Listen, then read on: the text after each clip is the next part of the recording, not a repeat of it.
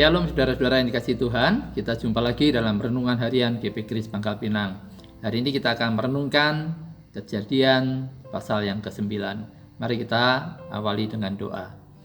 Bapa kami dalam surga, kami mengucap syukur untuk hari ini dan kami mohon pimpinan-Mu. Bila sebentar kami akan merenungkan firman-Mu, berikan kami hikmat-Mu dan kami boleh mengerti dan menjadi pelaku firman-Mu. Demi nama Tuhan Yesus kami berdoa. Amin. Lalu Allah memberkati Nuh dan anak-anaknya, serta berfirman kepada mereka, Beranak cuculah, dan bertambah banyaklah, serta penuhilah bumi. Akan takut dan akan gentar kepadamu segala binatang di bumi dan segala burung di udara, segala yang bergerak di muka bumi dan segala ikan di laut. Ke dalam tanganmu-lah semuanya itu diserahkan. Segala yang bergerak, yang hidup, akan menjadi makananmu. Aku telah memberikan semuanya itu kepadamu, seperti juga tumbuh-tumbuhan hijau. Hanya daging yang masih ada nyawanya, yakni darahnya, janganlah kamu makan. Tetapi mengenai darah kamu, yakni nyawa kamu, aku akan menuntut balasnya. Dari segala binatang aku akan menuntutnya, dan dari setiap manusia aku akan menuntut nyawa sesama manusia. Siapa yang menumpahkan darah manusia, darahnya akan tertumpah oleh manusia.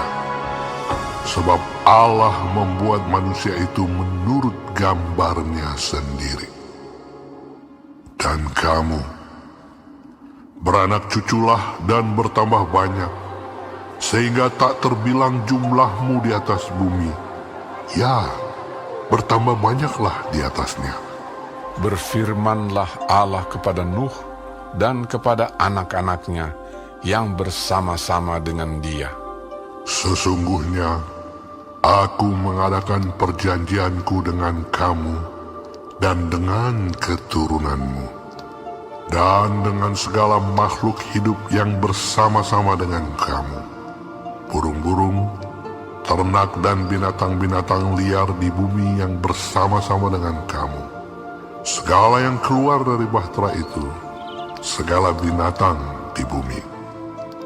Maka kuadakan perjanjianku dengan kamu, bahwa sejak ini tidak ada yang hidup yang akan dilenyapkan oleh air bah lagi, dan tidak akan ada lagi air bah untuk memusnahkan bumi.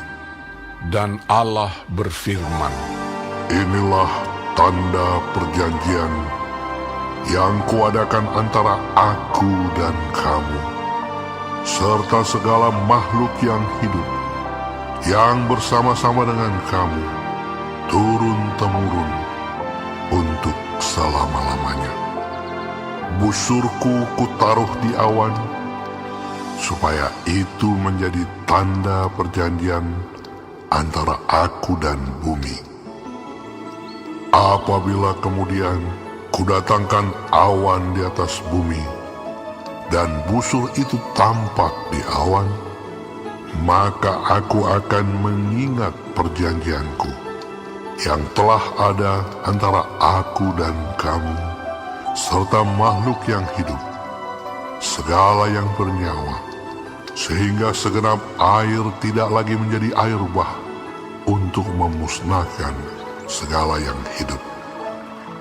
Jika busur itu ada di awan, maka aku akan melihatnya, sehingga aku mengingat perjanjianku yang kekal antara Allah dan segala makhluk yang hidup, segala makhluk yang ada di bumi. berfirmanlah Allah kepada Nuh, Inilah tanda perjanjian yang kuadakan antara aku dan segala makhluk yang ada di bumi. Anak-anak Nuh yang keluar dari bahtera ialah Sem, Ham, dan Yafet. Ham adalah bapa Kanaan. Yang tiga inilah anak-anak Nuh, dan dari mereka inilah tersebar penduduk seluruh bumi. Nuh menjadi petani. Dialah yang mula-mula membuat kebun anggur.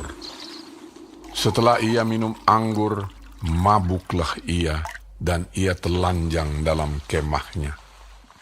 Maka Ham, bapa Kanaan itu, melihat aurat ayahnya, lalu diceritakannya kepada kedua saudaranya di luar. Sesudah itu Sem dan Yafet mengambil sehelai kain dan membentangkannya pada bahu mereka berdua. Lalu mereka berjalan mundur. Mereka menutupi aurat ayahnya sambil berpaling muka, sehingga mereka tidak melihat aurat ayahnya. Setelah Nuh sadar dari mabuknya dan mendengar apa yang dilakukan anak bungsunya kepadanya, berkatalah ia, "Terkutuklah Kanaan, hendaklah ia menjadi hamba yang paling hina bagi saudara-saudaranya." Lagi katanya, "Terpujilah Tuhan, Allah Sem, tetapi hendaklah Kanaan menjadi hamba baginya. Allah meluaskan kiranya tempat kediaman Yafet, dan hendaklah ia tinggal dalam kemah-kemah Sem, tetapi hendaklah Kanaan menjadi hamba baginya." Nuh masih hidup 350 tahun sesudah air bah. Jadi Nuh mencapai umur 950 tahun, lalu ia mati. Saudara, kejadian 9 ini adalah kisah setelah air bah surut. Manusia di bumi saat itu hanya tinggal 8 orang saja, yaitu Nuh dan istri, serta ketiga anak dan ketiga menantunya. Dalam perenungan hari ini, kita akan membagi kejadian 9 ini menjadi 3 bagian. Yang pertama, ayat 1-7, ini bicara tentang Allah memberikan peraturan. Tuhan memberikan beberapa peraturan bagi kehidupan di bumi. Di sini kita melihat bahwa Tuhan selalu memimpin, menunjukkan kehendaknya kepada mereka yang diselamatkannya. Nuh diberikan perintah untuk beranak cucu memenuhi bumi. Perintah yang sama yang telah diberikan kepada Adam sebelumnya. Saudara, kemudian Nuh juga diperbolehkan sejak saat itu untuk makan daging binatang, tapi mereka dilarang untuk memakan darahnya. Tuhan juga memberikan aturan dan memberi perlindungan secara khusus kepada manusia dari pembunuhan. Pembunuhan manusia adalah kejahatan yang mengerikan, sebab manusia dibuat dalam gambar Tuhan, dan membunuh manusia artinya menyerang gambar pencipta. Kita tidak boleh mengambil nyawa orang lain, dan ini juga termasuk mengambil nyawa kita sendiri. Bagian yang kedua, Tuhan mengikat perjanjian di ayat ke-8-17. Tuhan mengikat perjanjian dengan Nuh, bukan saja dengan Nuh, tetapi dengan keturunannya, serta semua makhluk hidup yang ada bersama Nuh saat itu. Janji Tuhan adalah Tuhan tidak akan lagi mengirimkan air bah untuk membinasakan kehidupan di atas bumi. Sekalipun, saudara, keadaan manusia saat itu sudah jatuh dalam dosa, sehingga yang muncul dari dalam hatinya adalah kejahatan sejak dari kecilnya. Di perjanjian ini meliputi seluruh alam semesta. Artinya Tuhan tetap melestarikan semua ciptaannya, sekalipun saat itu keadaannya sudah dalam kejatuhan. Lalu Tuhan membuat sebuah tanda dari perjanjiannya, yaitu pelangi, sebuah jembatan indah yang menghubungkan surga dan bumi. Ketika saudara melihat pelangi, ingatlah pada janji Tuhan ini. Tuhan begitu mengasihi ciptaannya. Tuhan mau melestarikan ciptaannya. Bagaimana dengan saudara? Apakah engkau juga mengasihi alam semesta ini? Mari kita turut melestarikan alam semesta ini. Ciptaan Tuhan, bukan merusaknya. Bagian yang ketiga, ini bicara tentang dosa, ayat 18 sampai 29. Setelah perjanjian itu, apakah keadaan manusia akan semakin tambah baik? Ternyata tidak, saudara. Manusia sudah jatuh dalam dosa. Nuh memulai hidupnya dengan menjadi petani.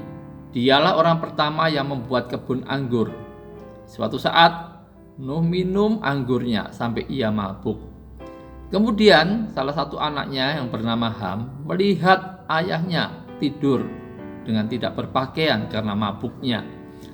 Seharusnya dia berduka atas keadaan ayahnya, tetapi malah kemudian mencemoohkannya.